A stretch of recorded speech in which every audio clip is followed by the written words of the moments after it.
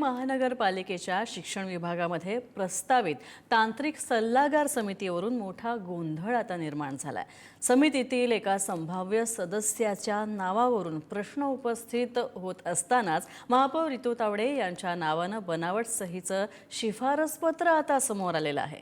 विशेष म्हणजे या पत्रावर आवक जावक क्रमांक असल्याचं सुद्धा सांगितलं जातं। मात्र हे पत्र आपलं नाहीये, आपल्याला अडकवण्याचा हा प्रयत्न आहे असा दावा खुद्द महापौर रितू तावडेंनी केलाय। मग हे कथित पत्र तयार केलं तरी कोणी? महापौरांच्या नावाचा वापर कोणी केला आणि या पत्राला महापालिकेची अधिकृत नोंद कशी मिळाली? पाहूया याचा सविस्तर रिपोर्ट।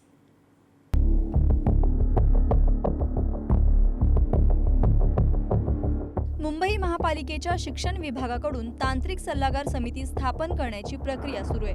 तांत्रिक परीक्षण, शैक्षणिक उपक्रम आणि साहित्य खरेदी संदर्भात सल्ला देणाऱ्या या समितीत शिक्षण क्षेत्रातील 8 सदस्यांचा समावेश प्रस्तावित असल्याची माहिती समोर आली आहे। पण याच संभाव्य सदस्यांच्या यादीत डॉक्टर श्रेणिक कोटेचा यांच्या नावाची चर्चा सुरू झाली आणि त्यातूनच नव्या वादाला तोंड फुटलं। कारण डॉक्टर श्रेणिक कोटेचा हे महेश ट्युटोरियलचे संचालक आहेत। आर्थिक अडचणींमुळे महेश ट्युटोरियल बंद झाल्याची चर्चा सुरू असतानाच त्यांच्या नावाचा महापालिकेच्या तांत्रिक सल्लागार समितीच्या संभाव्य यादीत समावेश झाल्याने महापालिकेच्या शिक्षण विभागाच्या समितीसाठी खासगी ट्युटोरियल क्षेत्रातील व्यक्तीची निवड नेमक्या कोणत्या निकषांवर करण्यात आली? डॉक्टर श्रेणिक कोटेचा यांचं नाव कुणी सुचवलं? हे प्रश्न उपस्थित केले जात आहेत। अशातच या वादाला आता आणखी गंभीर वळण मिळाले। महापौर रितू तावडे यांच्या नावाने बनावट सहीचं पत्र शिक्षण समितीच्या अध्यक्ष राजश्री शिरवडकर यांना देण्यात आल्याची माहिती समोर आली आहे। या पत्रातून डॉक्टर श्रेणिक कोटेचा यांच्या नावाची शिफारस करण्यात आल्याचं सांगितलं जात आहे। मात्र महापौर रितू तावडे यांनी हे पत्र बनावट असल्याचा दावा केलाय। हा जो कोण आहे श्रेणिक कोटेचा, या व्यक्तीला मी कधी बघितलंच नाहीये। ही व्यक्ती कोण आहे ही मला माहिती पण नाहीये। मी शॉकिंग आहे की हे हा इतका सल्लागार म्हणून मी देते। आज मी कोणाचंही नाव देताना कमीत कमी 10 ठिकाणी फोन करून विचारते की हे तुम्ही रेकमेंड केलंय काय, कोण आहे, ह्याची पार्श्वभूमी काय आहे। शॉकिंग आहे माझ्यासाठी। माझ्याकडे इनवर्ड पण नाही झालंय ना आउटवर्ड झालंय, हे परस्पर पत्र दिलेलं आहे। नेहा कारवे आता 10 दिवसाच्या मेडिकल रजेवर आहे। आकांक्षा माळशे तिने हे मला सांगितलंय की मॅडम तुम्हाला नेहा कारवे ह्याच्यावरती सांगतील।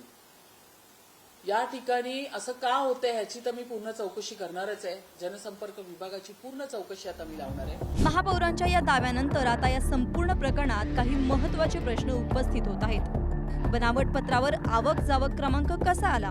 हे पत्र महापालिकेच्या कार्यालयीन प्रक्रियेतून गेलं का? ते पत्र कोणी स्वीकारलं? त्याची नोंद कोणी केली? आणि महापौरांच्या नावाचा वापर करून हे पत्र तयार करण्यामागे नेमका कुणाचा उद्देश होता? कारण खुद्द महापौरांनीच आपल्याला अडकवल्याचा प्रयत्न होत असल्याचा दावा केल्यामुळे या प्रकरणाचं गांभीर्य वाढलंय। त्यामुळे विरोधकांनी सुद्धा यावर भाष्य केलंय। म्हणजे इकडे लोकांसांगे ब्रह्मज्ञान, आपण राही कोरडे पाषाण, तुम्ही कोण ठरवणार आहे? येऊ दे ना सभागृहात तो विषय। 227 नगरसेवक आणि स्वीकृत यांनी मिळून तो निर्णय केला पाहिजे। पण तुम्हाला भेटलेत का ते, असा प्रश्न आता मुंबईकर विचारतायत। आणि हा जेव्हा तुम्ही दुसऱ्यांवर भ्रष्टाचाराचे आरोप करताय तर तुम्ही काय करताय? कोण लागतात तुमचे हे जे काय? मी त्यांचा आता का नाही, कारण ते व्यावसायिक आहेत। तुम्ही नाव घेऊन त्यांना बदनाम केलंय, मग तुमचा त्यांचा आणि काय तुमचा साठेलोटो झालंय का? झालंच आहे म्हणून तुम्ही शिफारस करताय। ह्याच खरा पहिला म्हणजे तुमच्यापासून सुरू झालेला भ्रष्टाचार। महापौरांच्या नावाने देण्यात आलेलं हे पत्र नेमकं कुठून आलं आणि त्यामागे कोण आहे याचा तपास होणं गरजेचं आहे।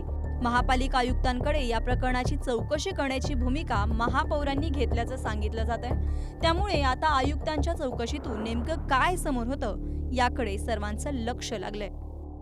मुंबई महानगरपालिकेमध्ये नेमकं चाललंय तरी काय? महापौरांचा बनावट पत्राचा दावा। खरंच महापौर रितू तावडे यांच्या नावाने बनावट पत्र तयार करण्यात आले असेल का? आणि जर केले असेल तर ते कुणी केले आणि महापौर रितू तावडे यांना अडचणीत आणण्याचा नेमका कोण प्रयत्न करते? विशेष म्हणजे हे पत्र जर अधिकृत असेल तर महापौर रितू तावडे हे पत्र का नाकारतायत? असे वेगवेगळे प्रश्न उपस्थित होत आहेत। मात्र आता आयुक्त अश्विनी भिडे नेमकी कशा प्रकारे चौकशी करून कायदेशीररित्या कारवाई करतात हे पाहणं महत्त्वाचं असेल। कॅमेरामॅन विकाससह शिल्पा नरवडे, पुढारी न्यूज, मुंबई.